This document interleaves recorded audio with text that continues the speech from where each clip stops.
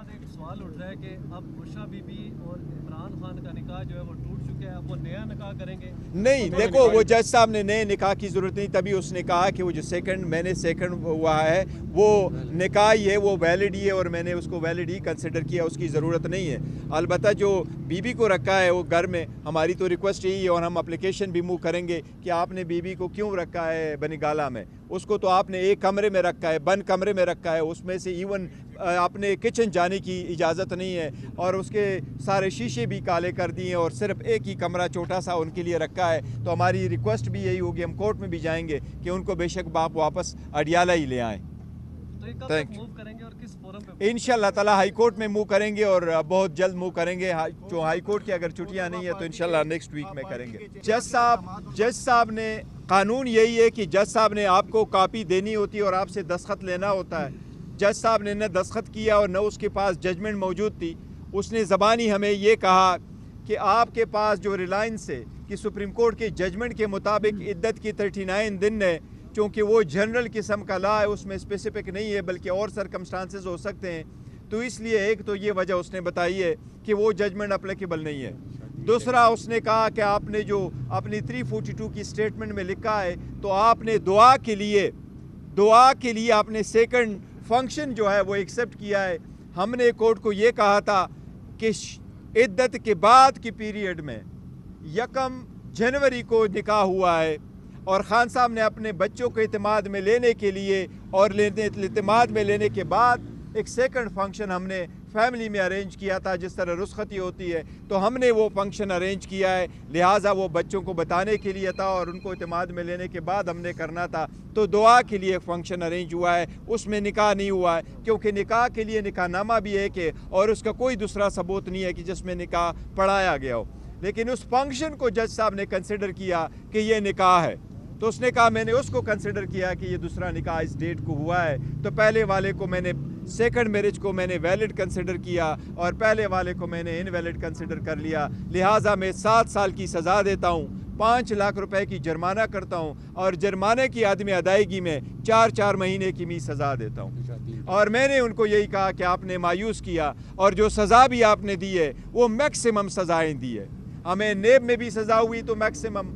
دوسری جرم میں سزا ہوئی تو میکسیمم، اس میں بھی سزا ہوئی تو میکسیمم، ججز کو جلدی کتنی تھی وہ سب آپ لوگوں نے دیکھا اور آپ کی پارٹی کے آج میڈیا کو بھی اس کونے میں نہیں رکھنے دیا گیا جس میں میڈیا ہوا کرتا ہے، لیکن دس از ہاؤ اٹ ورکس، اور عدلیہ کو یہی ہم ریکویسٹ کیے جا رہے ہیں کہ آپ اس کا کچھ کر لیں، لیکن پبلک سے خان صاحب کے لیے یہ پیغام ہے، اپنے ووٹر سپورٹر کینڈیڈیٹس کے لیے یہ پیغام ہے، پرامن رہو، برداشت کرو، تحمل کرو، خان صاحب کہہ رہے ہیں 1000 سال میں نے یہاں رہنا ہوا تو میں رہوں گا، میں نے انشاءاللہ ڈیل شیل کوئی نہیں کرنی، اگر کرنی ہے میری ڈیل تو پاکستان کی ترقی کے لیے میں نے ڈیلیں کرنی ہے، پاکستان کی مفاد میں کرنی ہے۔ جج صاحب نے قانون یہی ہے کہ جج صاحب نے آپ کو کاپی دینی ہوتی ہے اور آپ سے دستخط لینا ہوتا ہے، جج صاحب نے نہ دستخط کیا اور نہ اس کے پاس ججمنٹ موجود تھی، اس نے زبانی ہمیں یہ کہا کہ آپ کے پاس جو ریلائنس ہے کہ سپریم کورٹ کے ججمنٹ کے مطابق عدت کی 39 دن ہے، چونکہ وہ جنرل قسم کا لا ہے، اس میں اسپیسیفک نہیں ہے بلکہ اور سرکمسٹانسز ہو سکتے ہیں، تو اس لیے ایک تو یہ وجہ اس نے بتائی ہے کہ وہ ججمنٹ اپلیکیبل نہیں ہے۔ دوسرا اس نے کہا کہ آپ نے جو اپنی 342 کی سٹیٹمنٹ میں لکھا ہے تو آپ نے دعا کے لیے آپ نے سیکنڈ فنکشن جو ہے وہ ایکسیپٹ کیا ہے۔ ہم نے کورٹ کو یہ کہا تھا کہ عدت کے بعد کی پیریڈ میں 1 جنوری کو نکاح ہوا ہے اور خان صاحب نے اپنے بچوں کو اعتماد میں لینے کے لیے اور اعتماد میں لینے کے بعد ایک سیکنڈ فنکشن ہم نے فیملی میں ارینج کیا تھا، جس طرح رخصتی ہوتی ہے تو ہم نے وہ فنکشن ارینج کیا ہے، لہٰذا وہ بچوں کو بتانے کے لیے تھا اور ان کو اعتماد میں لینے کے بعد ہم نے کرنا تھا، تو دعا کے لیے فنکشن ارینج ہوا ہے، اس میں نکاح نہیں ہوا ہے، کیونکہ نکاح کے لیے نکاح نامہ بھی ہے کہ اور اس کا کوئی دوسرا ثبوت نہیں ہے کہ جس میں نکاح پڑھایا گیا ہو، لیکن اس فنکشن کو جج صاحب نے کنسیڈر کیا کہ یہ نکاح ہے، تو اس نے کہا میں نے اس کو کنسیڈر کیا کہ یہ دوسرا نکاح اس ڈیٹ کو ہوا ہے، تو پہلے والے کو میں نے سیکنڈ میرج کو میں نے ویلڈ کنسیڈر کیا اور پہلے والے کو میں نے انویلڈ کنسیڈر کر لیا، لہٰذا میں 7 سال کی سزا دیتا ہوں، 5 लाख रुपए की जुर्माना करता हूँ और जुर्माने की आदमी अदायगी में 4 महीने की मैं सज़ा देता हूँ। और मैंने उनको यही कहा कि आपने मायूस किया और जो सज़ा भी आपने दी है वो मैक्सिमम सज़ाएँ दी है। हमें नेब में भी सज़ा हुई तो मैक्सिमम,